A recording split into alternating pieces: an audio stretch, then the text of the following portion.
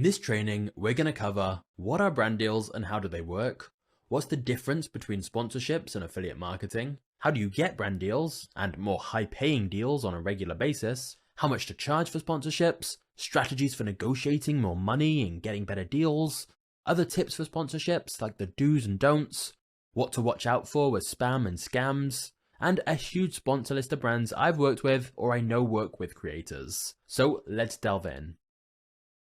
Brand deals explained. We've all seen plenty of videos where a creator stops what they were talking about and starts promoting a sponsor. That's because sponsorships are a way for creators to earn a lot more money than they can from ad revenue. When you're creating content, you have the attention that advertisers want and are willing to pay for. Unlike YouTube ads, where any random advertiser can bid to show their ads on your videos, sponsorships are where you choose to work with a specific brand and create the ad for them, making it much more personal, and then it's integrated into your actual video.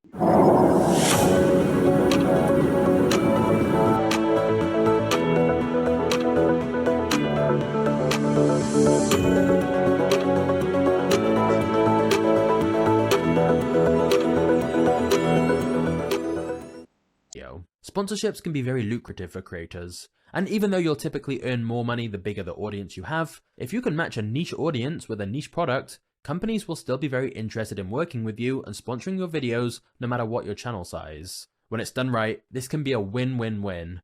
The sponsor gets new customers, the creator gets a great payout, and the audience gets introduced to something that's genuinely useful for them. Sponsor process, the basics. This is what a typical sponsorship may look like.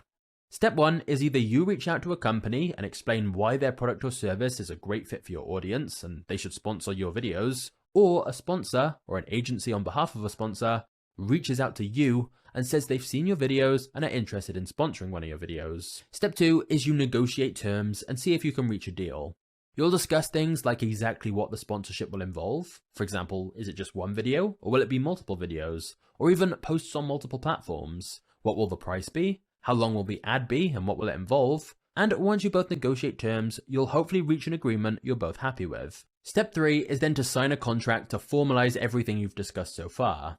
Until a contract is signed by both the creator and the sponsor, the deal is not finalized and official. Once you have both signed, step 4 is that the sponsor will provide anything required, such as talking points or assets to include when creating the ad. You'll then create the video and sponsored segment in the way you agree with the sponsor and send it to them for approval. Once approved, you can post. Step 5 is you send them the published video along with an invoice for the amount you agreed. The typical timeline is that sponsors will pay within 30 days of receiving an invoice, but in many cases this is longer, and it entirely depends on what you negotiated in the contract. You could try to negotiate the payment sooner, or get some of the money up front, but getting paid net 30, which means within 30 days, is usually standard. Step 6. Hopefully the sponsored video you made drives awareness and sales to the sponsor, so they're then happy to renew and pay you for more sponsored videos. Because once the terms of your first contract are complete, you can renegotiate better terms. If you're bringing sponsors a positive return on their investment, of course they're going to want to keep working with you. However, some creators think they have a sponsorship when actually they don't. Let's talk about sponsorships versus affiliate marketing. If a video is truly sponsored by a brand, you should be getting a fixed amount of money for promoting them. When it's a sponsorship, there's also a contract in place where it's agreed that you'll make a video, receive a certain amount of money, and it'll be specified how long the ad will be, and any other details that you and the brand agree on. So for example, a brand pays you a flat rate of $5,000 if you do a 60-second ad read in the middle of your video to promote their product, and you include their link at the top of the video description. This would be a standard sponsorship.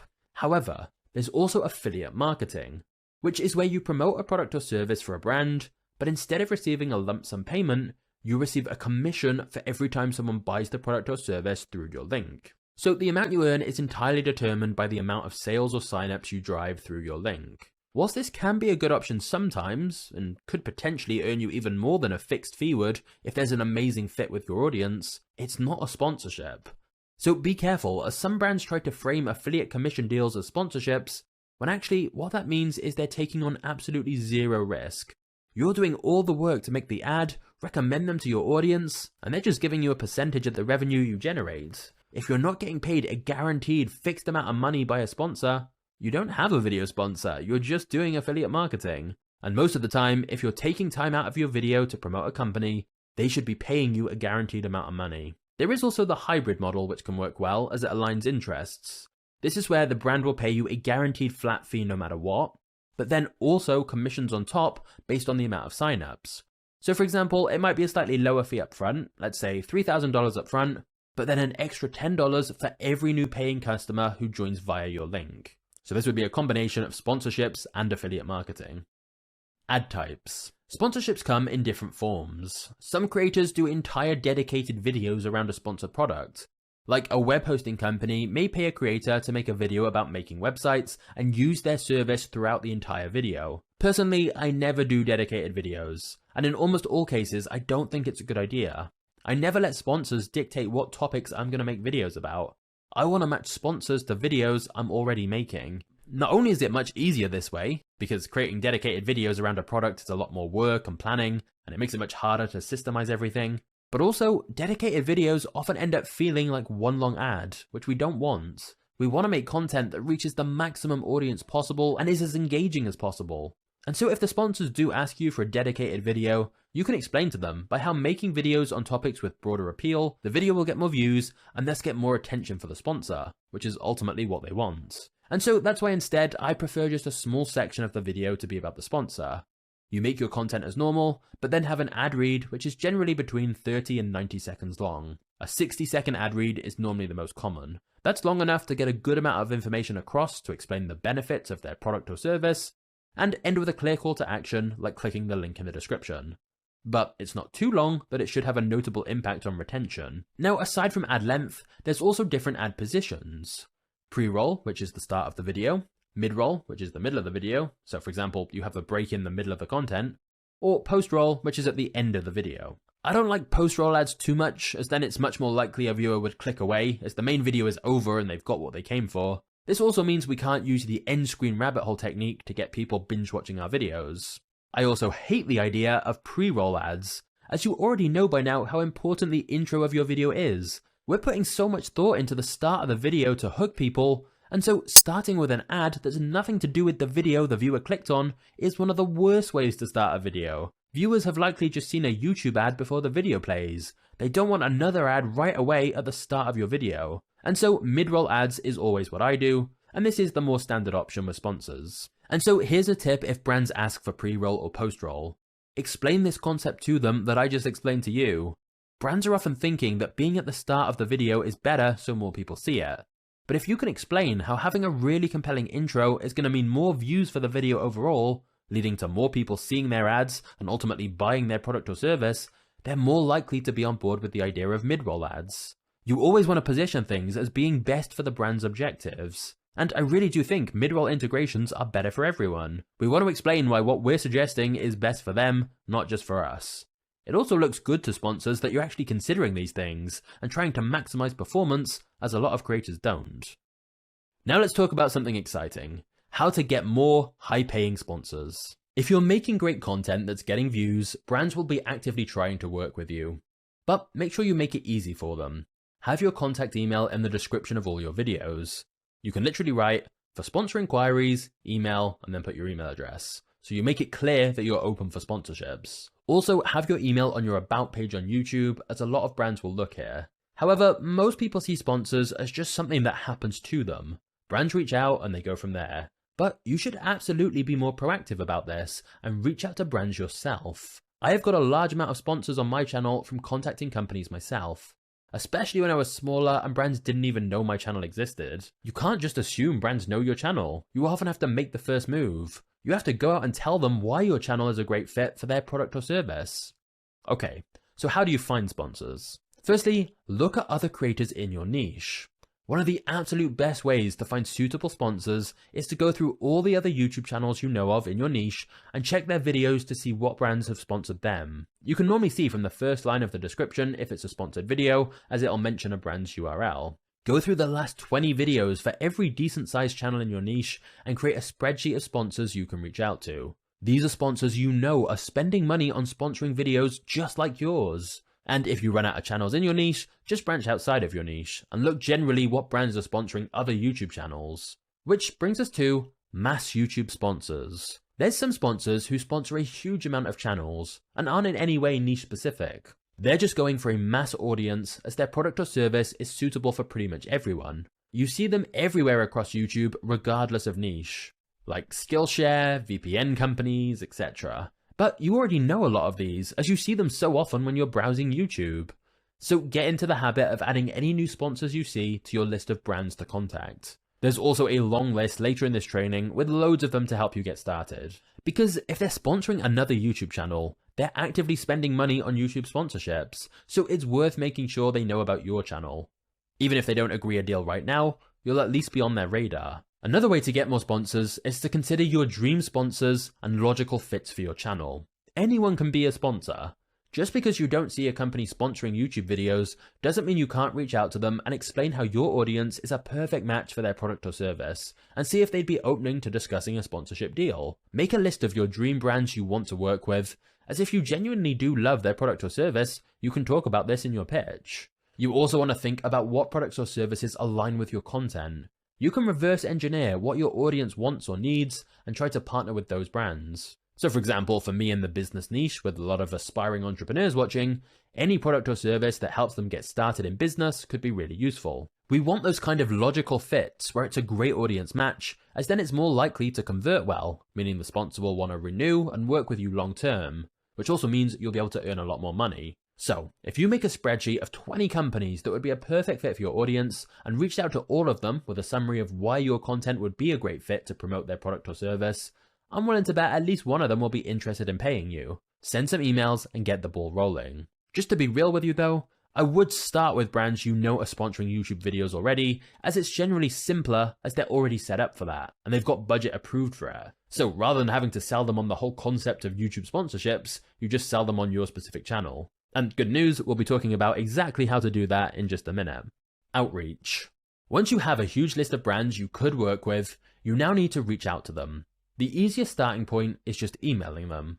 Now obviously we want to be sending out a lot of emails to many different brands, as the response rate usually isn't going to be too high from a cold email.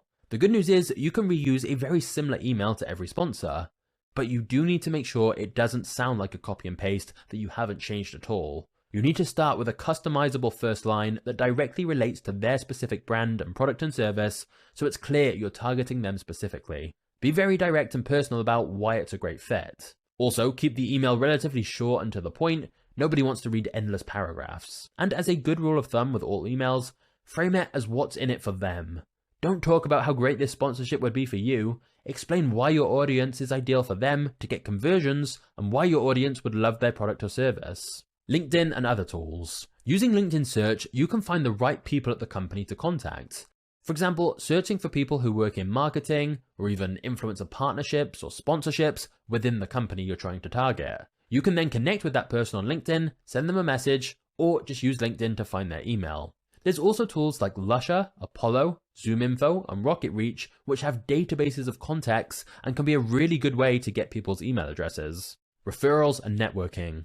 Another great way to find contacts is to speak to other creators about what brands they're working with, and they may even be able to refer you or even share the email of a contact they have. Even better would be if they could introduce you and CC you in on the email, because that would be a great way to get the conversation started. You could perhaps agree with another creator that you do that for a brand that you're talking with if they do it for a brand that they're talking with. Mass emails. Sometimes you can't find the exact right person to contact, but that doesn't matter. Firstly, find the brand's website so you know their domain name. Occasionally, they may have a dedicated section for influencers or creators, but most won't. So instead, send your email to all of the following: influencers@domain.com, influencer@domain.com, and this whole list here: marketing, press, PR, sponsors, sponsor, brand, contact, hello, support, partnerships, partners, media, info, and any others you can think of, or basically any other contact email listed on their site. Basically, all of these are common email addresses used by companies. But here's the thing. Make sure you put these on BCC when you're sending the email, because if you put all of them in the to or the CC field, it'll look like spam. And if you send them one email at a time, it'll take forever. But with BCC on an email, it won't show up that you've emailed so many different email addresses. If you do reach out to lots of emails like the above, almost all of them will have a bounce back saying the email address is invalid, and you can just delete those bounce backs. But you only need one to work for it to be successful. And almost certainly, at least one of those will be a real email address they use. Even if it's just a general inbox you get through to, if it's a well-written email, they'll hopefully forward your email to the correct person or team who handles sponsorships. Agencies. As well as reaching out to brands yourself, you can also work with agencies, third parties that speak to brands on your behalf in exchange for a commission, usually around 15% of the total deal price. Of course, working with a brand directly is usually better as you know exactly what the final price is and there's no middleman taking a cut, so more money for you. Ideally, we'd build a relationship with the company and not an agency working with the company. That said, agencies can still be incredibly useful and a big time saver. Reaching out to brands and dealing with negotiations can be a lengthy process with a lot of back and forth, and so having agencies to do a lot of the work for you can be well worth it, especially if they have good relationships with companies already, which a lot of these agencies do because they work with them regularly. To be clear, a sponsorship agency is not the same as an MCN. If anyone tries to make you sign a contract where you're exclusive to them, or they get any of your ad revenue, that is totally different. When I work with agencies, they simply have contacts at a company and pitch my channel to them, and then the agency tells me their sponsor offer. If I agree, the agency will take a small cut. But I'm not exclusively signed to any agency, and I wouldn't want to do a long-term agreement like that as it limits you too much. But you don't need to sign to an agency to still get agencies to pitch your channel. I'm just stressing this because there are some predatory agencies out there offering horrible deals. When you find an agency who seems really good to work with, it's worth building a relationship with them and encouraging them to pitch your channel more to sponsors. You can tell them what your rate is, what your main terms are, and then let them present you deals, because they'll go to all the sponsors they have connections with and pitch your channel to them. But be active with the agency and follow up if you haven't had any offers in a while to make sure you're on their radar and you're still getting pitched to brands. Platforms. There's also platforms like Influence.co and Activate.social and Upfluence, where you can register and brands will come to you. But personally, I've always found reaching out to brands directly to be more effective, but still, it doesn't hurt to search for brand partnership marketplaces and platforms like these if you want even more options. And you can also search Brand Connect, which is YouTube's own platform for finding brand deals. Okay, so we've just covered some different ways you can get sponsors. And just to show you that this really does work, let me tell you a quick story about a 6-figure cold email I sent to ShipStation. I know when you're first starting out, sending out emails and messages to brands can be disheartening if you don't get replies, or if you get a lot of rejections. But remember, you only need a couple to say yes, so the more companies you message, the higher your chance of finding some brands who are happy to pay for sponsorships. So here's a little motivation to prove all of this works. One cold email I sent back when my channel had less than 100k subscribers ended up making me over $100,000. And literally, this was the email. Hey ShipStation team, hope you're well. My name's John and I recently discovered your site through a sponsorship you did with another YouTube channel. I'm reaching out as I run Magnates Media, and I've then linked to my channel. A business YouTube channel with millions of views and around 100,000 subscribers, and growing rapidly. I think at this point I was maybe around 80 or 90k subscribers, but I was clearly just rounding up. I then said, I was wondering if you were currently sponsoring YouTube channels as part of your marketing. I believe we could create a very successful integration into one of our upcoming documentaries on YouTube to promote your site, as I think our audience would be extremely interested in your services. Our audience is mostly entrepreneurs and business owners. Unlike most YouTube channels, we focus on creating very high quality evergreen content that can still be bringing in new views and thus bringing in new sales for you for many years after posting. We've had great feedback from other sponsors about how much higher the long-term ROI is compared with their other marketing channels. If you're at all interested in discussing a sponsorship further, please just let me know, as it would be great to work with you and I think this could be an incredible fit that converts exceptionally well. All the best, John. Now, it's important to note, this email could definitely be improved, but this is a screenshot of what I actually sent. What it does do well though, is reiterate why my audience is a good match for them. It also relates to their objectives and stresses my channel's unique selling points. It's also reasonably direct and links to my channel so they can quickly take a look, which makes it really easy for them. Now with this email, I did the mass email technique I just told you about, where I put a bunch of emails on the BCC, so I don't even know what address actually worked. But the email must have arrived in someone's inbox, because all I do know is I got a reply introducing me to an agency, and that agency was called Ad Results Media, and they said they're the ones who handle all of ShipStation sponsorships. That's because some brands just don't handle their sponsorships directly, they have an agency to manage it for them. And then, after some discussion and negotiation, we signed a deal. Now, to be clear, I believe it was $6,500 for one video, and a 60-second mid-roll ad inserted anywhere in the video. But then, that first video we did together went well, and so we discussed a more long-term multi-video deal which has since been renewed multiple times, and at higher rates of course, as the channel has grown since then. And so when you add up all those different sponsorships we've done in this time, that one email I sent has ended up making me over 100K in total, and none of it would have happened without me sending cold emails using the techniques in this training. And remember, that's just one sponsor, so reaching out to sponsors yourself really does work. So here's an example of a simple email template you could use. Hey sponsor name team, hope you're well. I'm reaching out as I run a rapidly growing YouTube channel in your niche that's related to the company, space.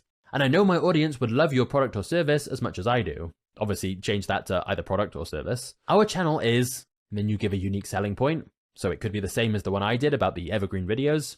Given the great match here, I was wondering if you're still sponsoring YouTube channels. I'd love to work with you and help introduce more people to sponsor name. Please let me know your thoughts. All the best, your name. Now, of course, you can completely customize this, but in just a couple of lines, that's getting across the key information. Remember, keep it fairly short and clear what you're asking. And then whatever template you use can be fairly standard for every sponsor. You just make some tweaks that customize it towards them and their brand and who their likely target audience is. It's really important to note though, that you can stretch what your niche or categorization or audience is to fit the brand better. For example, I run a channel in the business niche, but if I were reaching out to a service that's for existing businesses, I'd focus on the fact that business owners watch my videos. Whereas if I was reaching out to a service to help beginners get started, I'd focus on the fact that aspiring entrepreneurs watch my videos. I've also been sponsored by companies like Storyblocks, and with them, I would have focused on the fact that I have a lot of creators watching my videos. So you pick out the elements that are most relevant to this specific brand. That's why you need to customize each email slightly, because you make it relevant for them, and the more they think it's a good fit, the more likely they're going to want to do the deal and actually pay you more. CRM and tracking deals. CRM stands for Customer Relationship Management. It's a tool used to manage interactions with customers and potential customers. These days, I use Notion as I use that for everything else, so it means everything in my business is connected. I simply have a section for brand deals that are fully confirmed, where the contract's signed, and then another section for brands where deals are still in discussion, as you need a way to keep track of what stage each deal is at. If you are doing a lot of outreach, I would look into a tool called Apollo, as it can help you find customer contacts, automate the emailing process, and track everything as well. This is more advanced though, and it's more so for if you're really looking to scale up brand deals. Right now, I actually have a supply and demand problem as I don't have enough videos to fulfill all the demand, which is the reason I'm not using Apollo myself. But if I needed to get lots of sponsors, I would definitely look into tools like this. But whether you automate the process or you just manually send out lots of emails, make sure you follow up. Sending one email is not enough. We want to at least get an answer from them, even if it's no. So after 3 or 4 days, just send a polite short follow-up. And if you do all of your follow-ups at once, it'll be pretty fast to do this. But it's definitely worth doing, as it could be that follow-up email that gets their attention.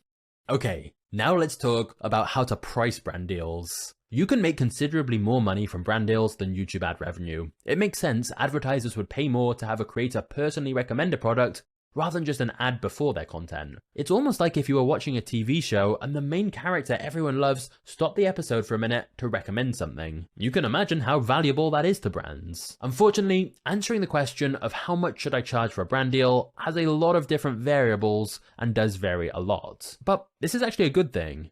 It means if you know what you're doing, you can probably earn a lot more than you're expecting. However, after looking at a lot of data on this, I can give you a very rough estimate of what's average. And that is $20 to $30 per 1,000 views. And that's typically judged on video performance in the first 30 days. And it would likely be based on your average views. So for example, if in the first month your videos average 100,000 views, you could reasonably get $3,000 for a 60-second mid-roll integration promoting a brand. But we don't want to just have some flat rate based on views. There are a lot of variables to consider that can help you charge more. For example, here are some variables to consider. Number 1, how much work is involved for you to create the sponsored ad? If brands were making an ad themselves, for example, hiring a camera crew and an editor, etc., they'd pay many thousands of dollars just for the ad itself. So remember, there is value in you actually making the ad, not just them getting in front of your audience. For example, I like to reiterate the line to sponsors, we'll create your ad in the same high quality style as our videos, as brands obviously like to be associated with higher quality productions. A second variable, usage rights. You can charge more by using usage rights as an available add-on or upsell. This means you let brands use the ads you've created on their own site or social media. Number 3, any exclusivity. You may agree not to work with any similar products or services for a specified time. For example, if advertising a VPN, there's a lot of very similar services, and so for a brand knowing you're not going to work with a competitor is something they'll pay for. Number 4, pinned comment with link. The standard for sponsors is to have their link at the top of your video description, but you can also offer them a link to their site in your pinned comment as a way to drive even more traffic, and this can be something you can charge extra for. Number 5, mentioning them on the community tab. Number 6, slightly longer video ads. So for example, 90 seconds instead of the standard 60 seconds. And number 7, shout them out on your other social media platforms. Facebook, Twitter, Instagram, newsletter, etc. All of these are examples of things you can discuss with sponsors, or they can be used to help get a deal over the line. By you adding these type of things in to help convince a sponsor to agree to a deal. So for example, if you're haggling over price a bit, rather than going down on price, you can increase the value by using some of these variables, like including usage rights. The key point though is rather than just having one flat price, you can break your offer down into these different pieces that can be added or removed depending on the sponsor's budget. Which brings us to a very key point.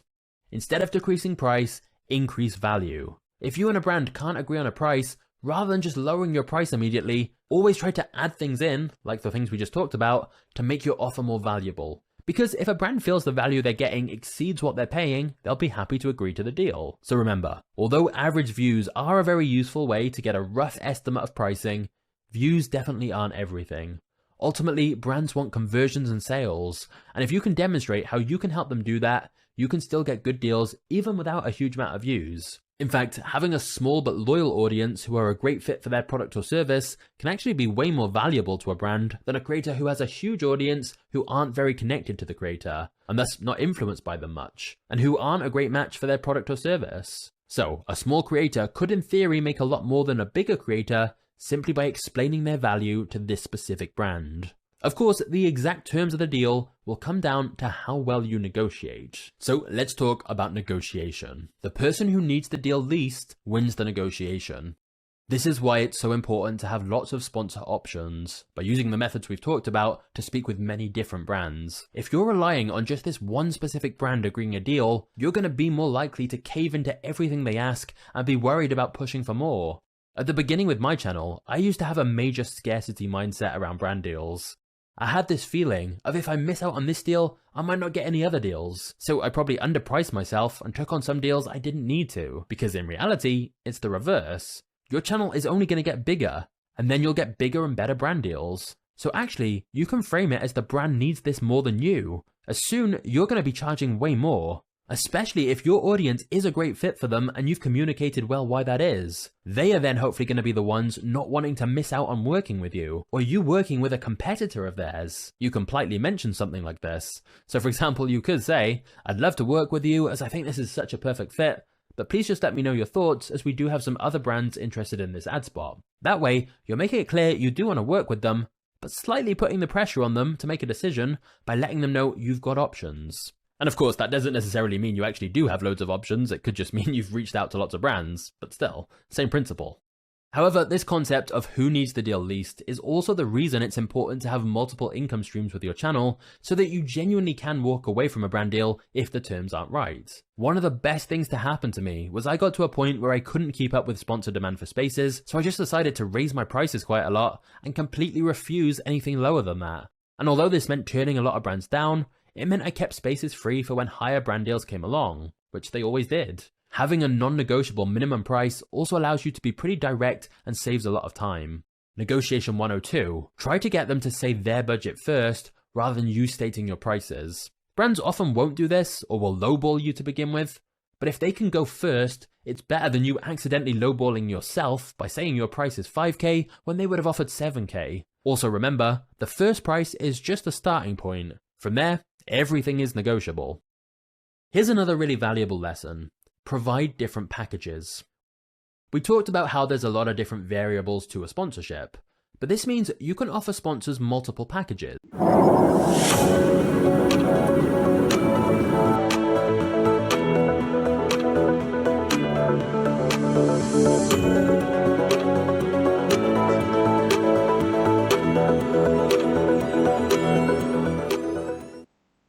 even if they don't ask for that. This means you give them options rather than just throwing out one number. For example, a premium package could be $20,000, which includes 4 videos of 75-second ads. It includes full usage rights so they can post the ad on their other platforms. It includes exclusivity from working with any brand competitors for 3 months. It includes professionally made ads with lots of motion graphics, links in the description of all 4 videos, and even adding a link in a couple of your older videos too. There'll also be a mention of their product or service on one of your other social platforms. When you combine all that together, that's a really compelling offer and shows the brand what's possible. So it would be much better to say that than just go, oh, it's $4,000 for a sponsorship. Suddenly you're having a conversation about a $20K option because you've bundled all these different things together and made it into a compelling package. But don't just say that. You could then say there's a middle ground option for $10,000 with less of those things. And then maybe a basic $6,000 package which just has one sponsored video and not many of the extras. This lets the brand decide based on their budgets and needs. If they really don't have much budget, they'll just go straight towards the basic package of just one video at the lower price with less of the extras. But a lot of the time they will have the budget for more, and when they see all these other things you're offering, they may be quite interested in that. And of course, brand decisions are made by people in the marketing team. So they're vulnerable to psychological hacks just like the rest of us, and offering multiple packages utilizes price anchoring, which is where by throwing out a much higher price, the lowered price options suddenly look much better value. So with the example I just gave, if you just replied saying it's $6K per video, it looks less appealing than when you've mentioned $20K in the same email. As now only $6K looks like much more of a steal. You've anchored them to the $20,000 price point, so when you see something for only $6K, it feels so much cheaper. Whereas if they just saw that $6K by itself, it might have seemed more expensive. Either way, give the brand options. This is really powerful. Another useful strategy is bulk discounts. If a brand is haggling over price, let's say they're pushing for a sponsored video at 5K, but you wanted 7K, rather than just caving in and lowering your price, why not say, since I'd really love to work with you, and I think this could be a great fit, I'd be able to offer the lower price you mentioned if we can agree to a 3-video deal. That way, the brand gets the lower price they wanted of 5K, so they feel like they're getting a good deal and a discount, but whereas you initially wanted 7K, you're actually now getting 15K, because you're getting 5K each for 3 videos. So you're actually making more money overall, and building a more long-term partnership with the brand. Plus with 3 videos, there's a better chance of success than just 1 video, so it's always good to push for multiple videos in a deal. This is unbelievably powerful, and a way of turning things to your advantage. You've turned their lower counteroffer into even more money than you were originally asking for. But for brands, this often works well. You have to understand when they say they have a certain budget, they usually mean they'd planned that much per video. But they have a much bigger budget overall. For example, they may have 5K per video as a budget, but they have a 100K budget to spend in total across YouTube. So if you can convince them why your channel is a good fit and your audience would like their product or service, and why you can promote them well, they may be willing to give you some of that extra budget they'd plan to spend on other creators, because it actually simplifies things for them working with a smaller number of creators. But here's another thing that's really useful and crucial: unique selling points of your channel. We don't want to be a commodity where they're deciding purely based on views. We want the brand to see your channel as something special and different, so they can't make a decision purely based on views and just go for a creator offering a cheaper rate. When you talk about what makes your channel unique and relate that to why it's beneficial for the brand, they'll increase the amount they're normally willing to pay. And the good news is, every channel has some things that make it unique. You just need to clearly articulate those and explain why those qualities are a benefit to the brand. Here are some unique selling points I'd include in negotiations for my channel, and feel free to copy or adapt any of these that could also apply to your channel, or just use them as inspiration. So I'll often say to brands, we have evergreen videos with long lifespans that continue to get new views and thus new sales for brands for a very long time after posting. So it's a much higher long-term ROI for the brand. For context, videos from over a year still get thousands of new views every day. I also say we have very high quality production value videos, and we create the brand ad in the same high production motion graphic style. The videos take hundreds of hours to make, and so your brand ad is alongside professional content which represents the brand well. I also say we're one of the largest and fastest growing channels in the business and finance niche, and of course you can adapt that to whatever your niche is, and even if you're a smaller channel, just pick a smaller segment of the market and say that you're one of the fastest growing channels in that small segment. There's lots of ways you can be honest but still make it sound much more impressive. I also say we have high viral potential videos. Multiple videos this year have got over 1 million views, and the data shows we're on track to have many more of these over the next few months. I say we have limited sponsor spaces, so there's high demand for places. And remember, if you're not posting that regularly, that's genuinely true for you as well. You do have high demand for places because you don't have a lot of ad spots.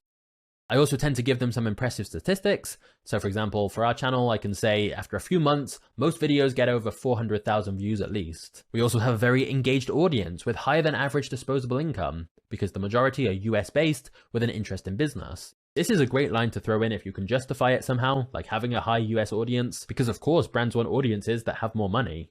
And I also point out we have over 1.5 million subscribers and growing rapidly.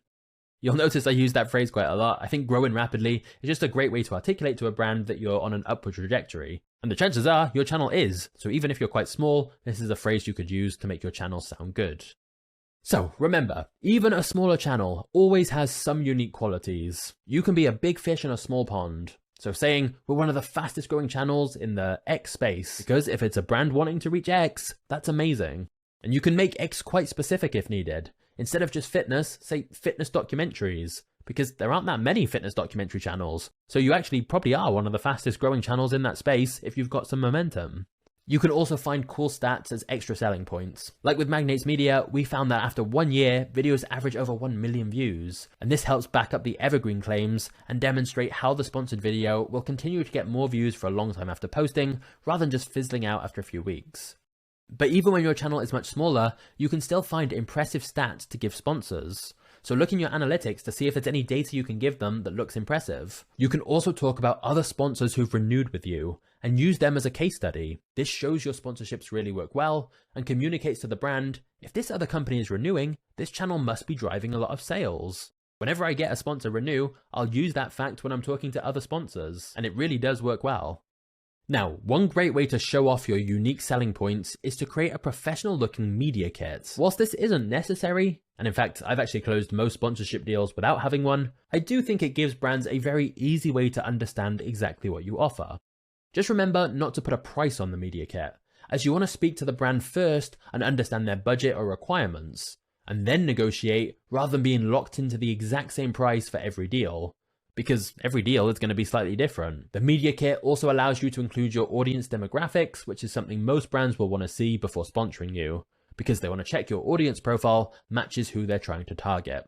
A final factor to consider is any relevant achievements you have outside of YouTube. Even if they're sponsoring a YouTube video, if you've spoken at an event, won an award, built a big following elsewhere, etc., all of these type of things give you more credibility, influence, and trustworthiness, and could be worth mentioning to make you stand out from other sponsorship opportunities the brand is getting. Now, I want to reiterate a point I've touched on already, which is to relate the selling points to their brand specifically. You can also frame your demographics in whatever way is advantageous to them. Now, I'm not saying to lie about your analytics, but you can filter the date range to get analytics that suit each brand better. For example, many brands prefer a heavily United States audience. And if you know that's the case, that this is what the brand wants, and you have a much higher US audience in the last 28 days instead of 90 days, you could send them that screenshot instead. Because brands normally ask for demographics, but they don't normally ask for a specific time frame. And your demographic data does change depending on the time period. So you can select the time period that's going to have the demographic data they want more. Another example would be if a brand clearly wants a male audience. Show them the date range where your male audience is higher. Given the demographics fluctuate a lot, I think it's important to tailor the stats to each specific brand's needs. This is a great hack for getting more money from negotiations. Of course, the general selling points of your channel will be the same for everyone, but each company needs a different angle tailored to their specific product or service and why your channel and audience is a perfect fit. Good negotiating is largely about creating a narrative of why there's a great fit and why this should work well. Sales 101, objection handling. If you just said, here's my rate, and they said yes, you probably underpriced yourself. A good mentality to have is that the sale only begins once they say no. It's then your job to increase the perceived value, offer extras and add-ons, or negotiate a price that works for you both. Over time, you can develop a list of common objections brands have and how to handle them. For example, if brands say they're concerned about views on your recent videos, you can explain that it's normal for your channel that a video sometimes takes a little longer to get pushed heavily by the algorithm. But then show them some data that proves over a longer time horizon, the views increase substantially. So you can show them one of your success stories, and you'll find the graph in your analytics of how it started off a bit slow, but then over time, the video just grew and grew. This can be important as a lot of YouTube channels get most of their views early on and then the video dies, which is why stressing to brands how your channel is different and evergreen can be very beneficial. You can also remind brands that the quality of views is important and explain why there's a great fit with your audience and their brand, so conversion rates will be higher even if there's less views. Now, an interesting topic is why don't creators talk about their brand deal prices more? The stuff I'm talking about here is not stuff you'll find publicly normally. Number one is that the pricing changes as a channel grows. People don't want to throw out a public number and then be tied to that. Because if you tell a sponsor your price is 20k, but they've seen online in the past you told everyone it was only 10k, they're not going to be as interested.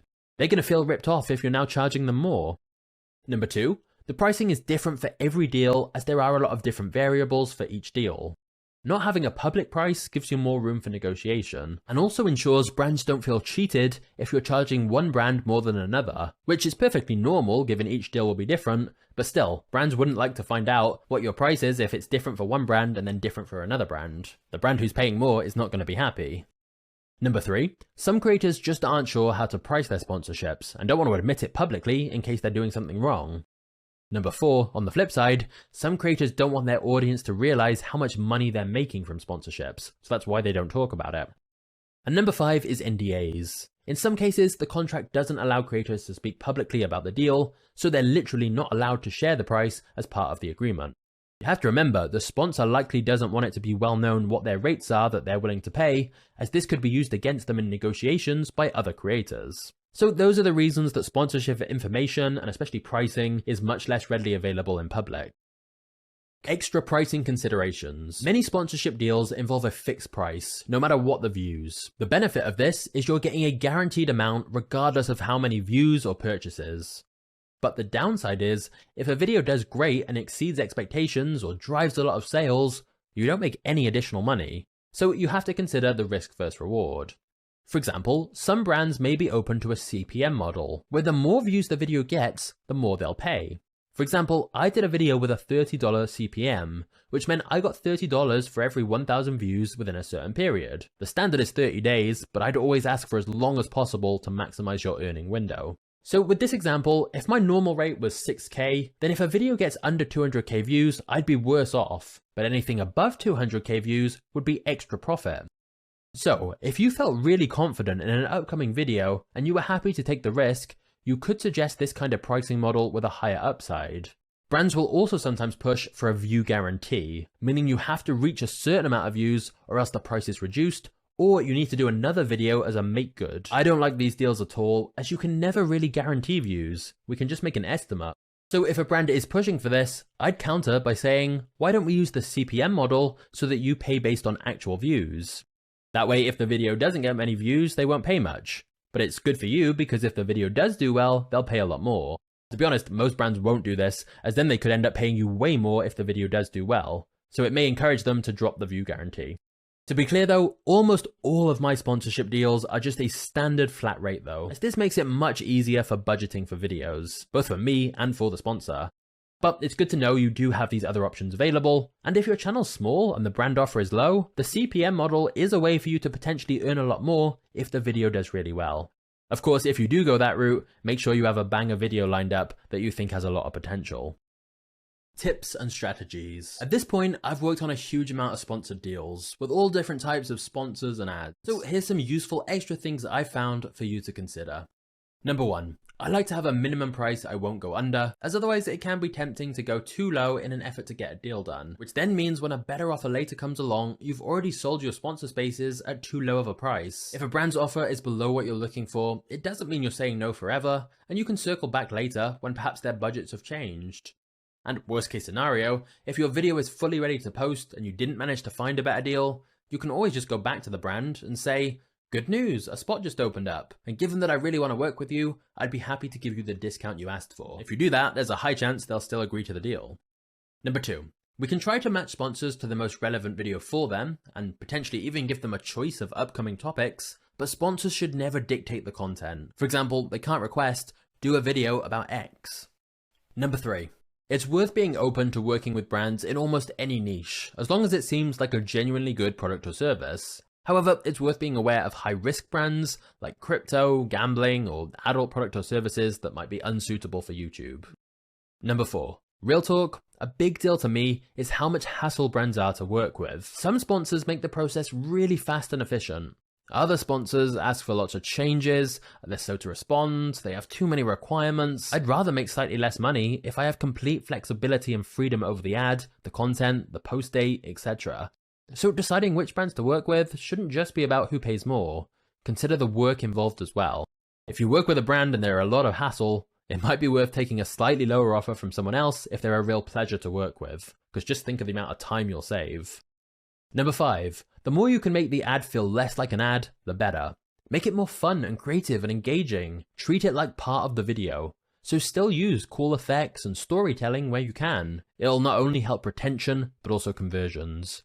This is why it's really important to get brands on board with the idea of you writing the sponsored segment in your own words, so it doesn't feel like something corporate that's not remotely authentic to your channel. Just because it's an ad doesn't mean you can't use in-jokes and references you normally would in your video. Make sure the ad read is authentic to you, so push back if the talking points sound too inauthentic, because a good brand understands the ad will be more successful if it sounds like it's actually in your own words. After all, they're paying for your influence. Number 6. I remember the first time I put 2 sponsors on a single video, I had a couple of creators message me like, I didn't know we could do that. But the reality is, podcasts do it all the time. If it's a 20-minute video or above, I think you can easily do it. If it's not hurting retention, meaning there's no major drop-off between the start of the sponsor segment and the end, you can definitely do it. If there is a notable drop-off, make the sponsor segments better and more entertaining. Being able to put 2 sponsors on one long-form video can mean you can make a lot of money from just one video. Number 7. I even sold sponsorships on clip videos. If you're making long-form videos, you can cut segments out as standalone videos if it makes sense by itself. And when you're dividing your video into chapters, often each chapter could potentially be its own video, because chapters are just mini stories within your main story. But this means one long video could also be turned into several smaller clip videos, and each of those could have a sponsor space.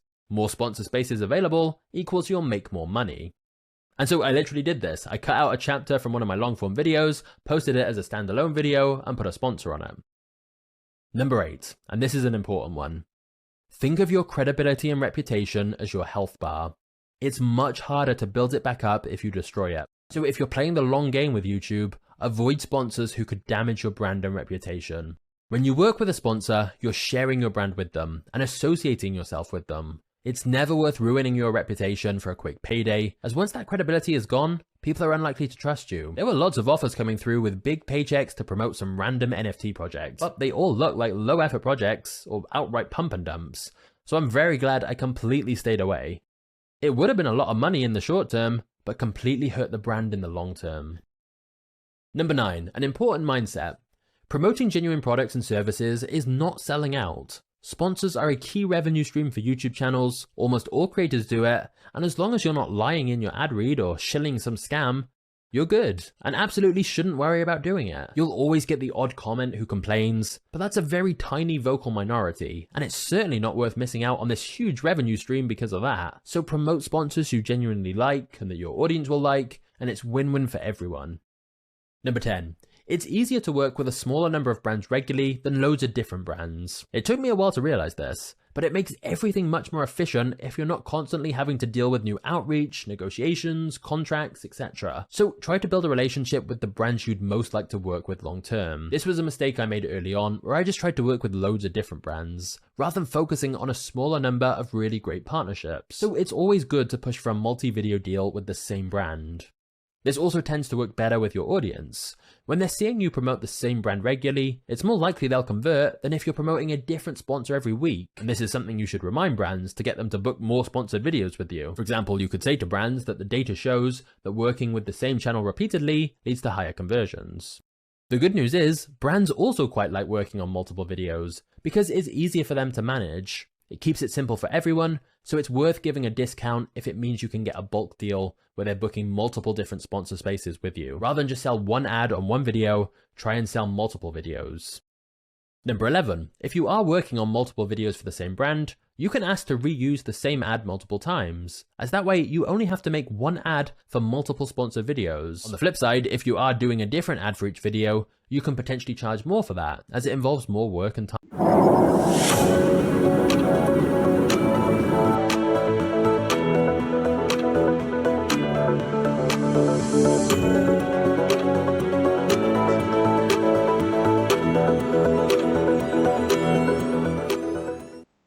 To make each ad. Plus, one advantage of a different ad for each video is you can find a way to tie the ad to the video's content, so that it feels more integrated into the actual video. Number 12, figure out how many words you average when speaking for 60 seconds, or same for your voiceover artist if you're hiring someone. For me, 60 seconds equals around 200 words. That way, I know my brand deal script should be around 200 words if it's a 60-second ad read. Nobody ever mentions this, but it's super helpful to make sure your ad isn't going to be too long or too short before you record it. So learn what your average words per minute actually is. Number 13, I recommend always writing the script out in advance and sending it to the sponsor for approval. That way they can suggest any changes before you or your team actually create the ad. It's much easier to make changes to the ad wording before you actually make the video, because otherwise you're going to need to do reshoots and make changes to the editing. It's going to be a whole hassle. Number 14, having a call with a brand seems to drastically improve the ability to close deals and get higher prices. Number 15, for big brands, it's no problem if they want to make the payment 30 days after the video is posted, as this is standard, and sometimes it'll even be payment within 45 or 75 days instead. But for smaller or lesser known companies, I tend to ask for some sort of deposit up front, especially if they don't have much of a track record with YouTube sponsorships. And smaller companies understand this, because if it's a brand you're not particularly familiar with and they don't have a good track record already, you want to make sure you're getting some of that money up front to prove they're legitimate. Number 16, make sure to get a signed contract before doing any work. And actually read the contract fully, which sounds obvious, but it's crucial to check what you're actually agreeing to. For example, make sure the contract specifies you still own the rights to the content. Number 17, even if it's a standard flat rate sponsorship, it doesn't hurt to ask during the negotiation process if you can use an affiliate link in the sponsorship. That way, you not only get paid a set amount, but you can also earn commissions on every sale. You're combining affiliate marketing and sponsorships together and earning more money in the process. This way, even if you sold zero, you still get the sponsorship fee, but the more you do sell, the more extra money you get as well. Most companies probably won't agree to this. It will either be one or the other, so it'll either be a sponsorship with a fixed fee, or it'll be affiliate marketing. But there's nothing to lose by asking. And I've definitely seen cases where a brand will agree to this. And so you've basically just negotiated yourself extra money. Number 18, allow time for the review process. If you want to post your video on a certain day, the brand will usually need at least 2 to 3 working days to check the content and sign off on it first. So plan that time into your post schedule, and always make sure you do send the final video to a brand before publishing, as this is normally a requirement for them to check it first. Number 19. Personally, I wouldn't worry about trying to get sponsors too early. With less than 10k subscribers, the amount you're going to get paid honestly just is not worth it in my opinion.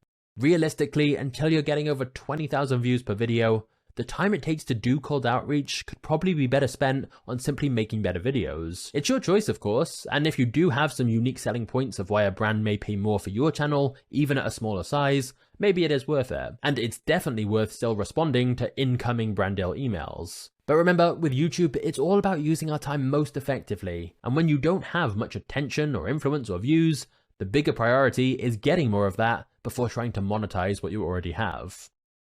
Number 20. Ask for metrics to see how performance went. The more data you have, the more you can understand what's working and what isn't. It's also very useful if you can see how many sales you're driving for a brand and understand the exact amount of value you're bringing to this company, because this can put you in a good negotiating position for future deals if you can see you're making them a lot of money. 21.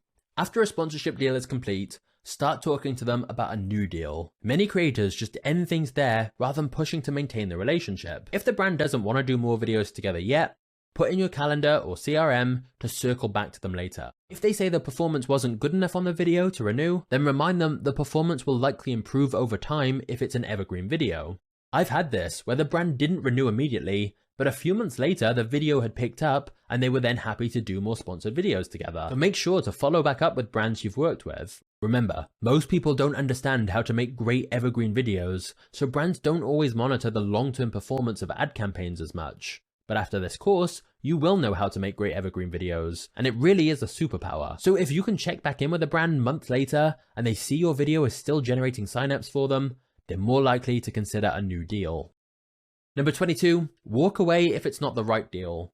A lot of time brands are looking for a bargain and no amount of negotiating is going to work. So don't sell yourself short. There'll be other deals. Honestly, mindset is a huge part of brand deals, and if you're unhappy with the terms being offered and can't reach a compromise, remind yourself there'll be other opportunities. You have to pass up the bad ones to leave space for the good deals.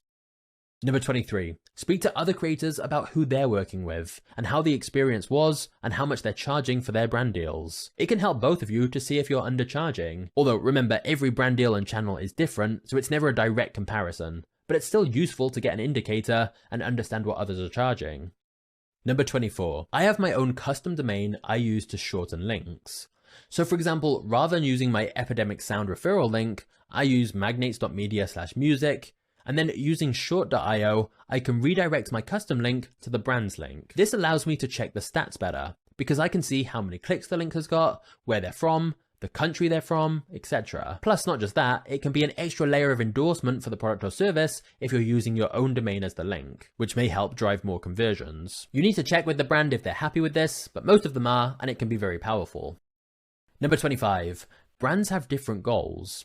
It could be conversions and sales, but it could also be an awareness campaign where they just want the most reach possible. So it's good to ask brands for their objective so you can frame your pitch in that way. Remember, the person you're speaking with has a boss who wants a certain objective hit, so you want to show them how you can help them hit that objective. But doing this shows you're more experienced and strategic. Number 26, a channel with 50,000 subscribers can earn more than a channel with 500,000 subscribers on a brand deal.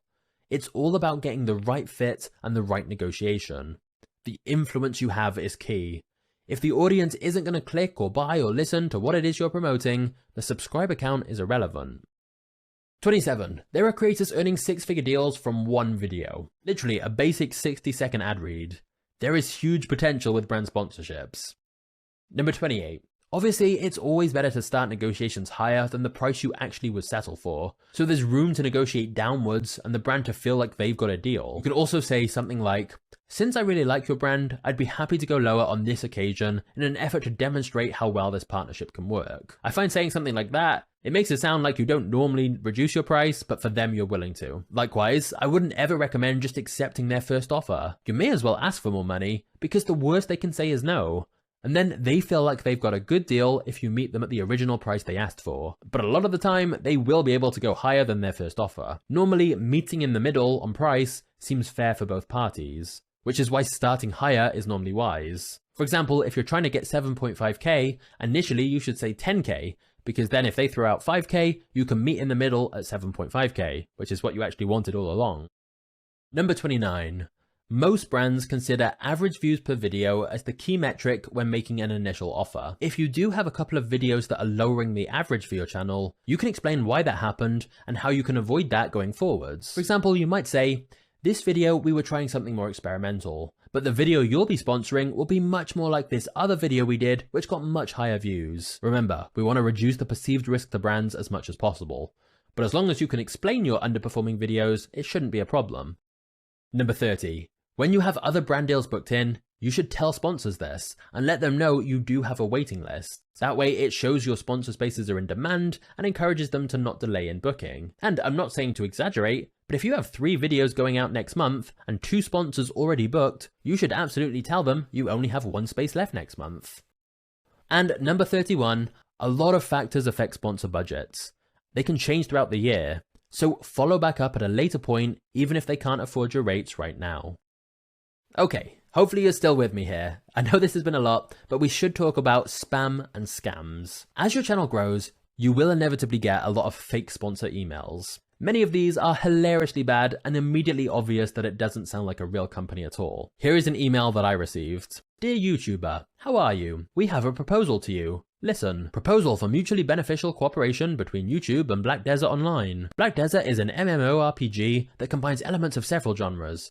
Blah blah blah blah. It's a terrible email, and if you read this, it should be pretty obvious it's not real. Aside from the fact he put a name in the subject line, failed to mention my name, and is emailing from a free email host in Czechoslovakia, you can tell the email is fake just from how badly written it is.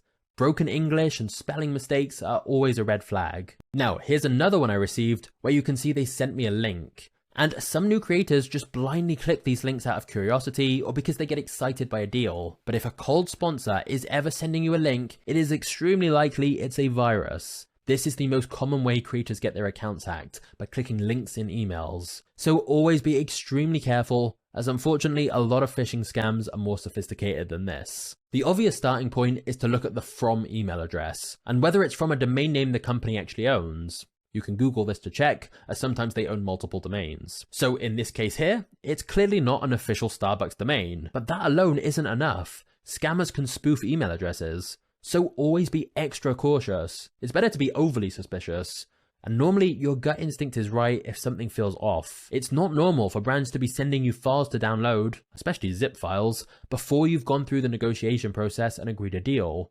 So be very careful about ever downloading anything. In fact, I don't think I've ever had to download files for a brand deal. It's always been just a Google Drive link, and that's after we agree the deal. If something sounds too good to be true, it often is. Also, one really important thing here, as a security precaution, make sure your public-facing sponsorship contact email is different from the email address you use to log into YouTube. This just makes things much more secure. Okay, we're at the very final part of this sponsor training, and I hope it has been useful so far. But I want to end with a gift to you, an ultimate sponsor list. These are sponsors that have sponsored lots of YouTube channels already, so they're all brands that could be worth reaching out to for your channel. I'm not going to read every single one of these names out, but if you download the training underneath this video, you'll have this full list that you can access yourself. And you can see here, we've got brands from all kinds of different niches. Skillshare, Masterworks, Trends, Lingoda, Mumu, PureVPN, Magic Spoon. I could go on all day. There's loads on this list that you can contact. So there we have it. This was a long training, but now you know everything I know about sponsorships that's made me many hundreds of thousands of dollars in brand deals. So you can hopefully now go and do the same. I really hope this was useful and you can see how powerful this is. And of course, I'm not expecting you to remember all of this just from watching this video once. You can come back to this training anytime you need help with some specific part of the brand deal process. I'll see you in the next training.